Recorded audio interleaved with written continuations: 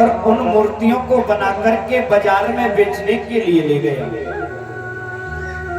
अब जैसे वो दोनों मूर्तियों को बाजार में रखा, लोग बाग पूछने लगे, भैया ये मूर्ति बड़ी अच्छी बनाई है आपने, इनकी रेट क्या है? मूर्तिकार भैया ने बोला, भैया एक मूर्ति की रेट तो 5,000 है और जो दूसरी वाली मूर्ति है ना उसकी रेट 50,000 है।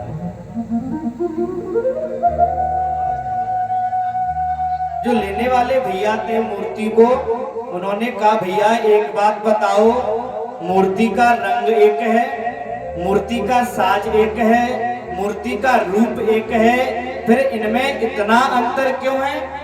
ये मूर्ति 5,000 की और एक मूर्ति 50,000 की, इतना अंतर क्यों है? मूर्तिकार भैया ने कहा, भैया ये पहचान तो आप करो, मुझे नहीं पता, मेरा तो सामान है, मैंने केवल आपको रेट बता दी कि ये मूर्ति 5,000 की है और एक मूर्ति 50,000 की। अब ये आप बताओ, आपको 5,000 वाली मूर्ति लेनी है कि 50,000 वाली? अब वो भैया जो लेने वाला था वो बड़ा चक्कर में पड़ गया। अब वहां भीड़ इकट्ठी हो गई, सब कहने लगे, भैया क्या बात तो हो गई?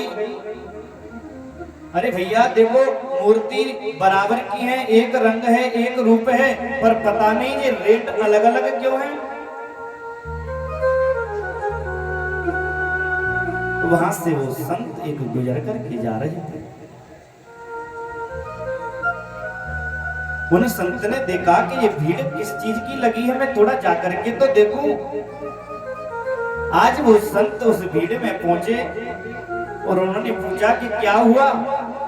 जब उन संत भगवान को वो बात बताई, उन्होंने कहा, बस इतनी बात के लिए आप चिंता कर रहे हो?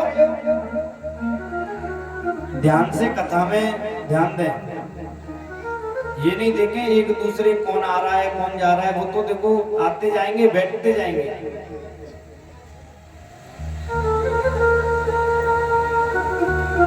ये कथा निकल गई तो फिर दोबारा मिलने वाली नहीं है।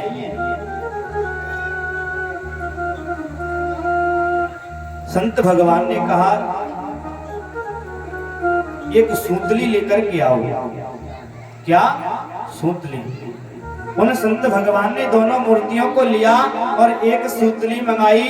जो 5,000 रुपए की मूर्ति थी ना, उसके कान में वो सूतली डाली तो वो इस कान से निकल गई। जो 5,000 वाली जो मूर्ति थी ना, वो इस कान से डाली और इस कान से निकल गई।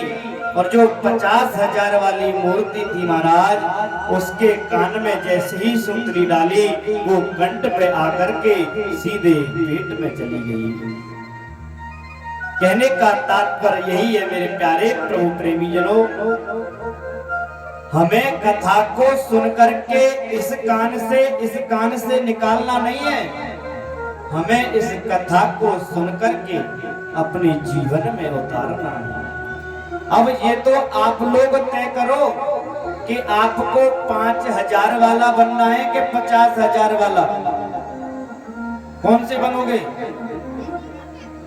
किस कान से सुन करके इधर निकाल दोगे? तेरा तुझको अर्पण क्या लागे मेरा। ब्याज जी हम तो यही छोड़ जाएंगे सब। हमें सच्चा श्रोता बनना है।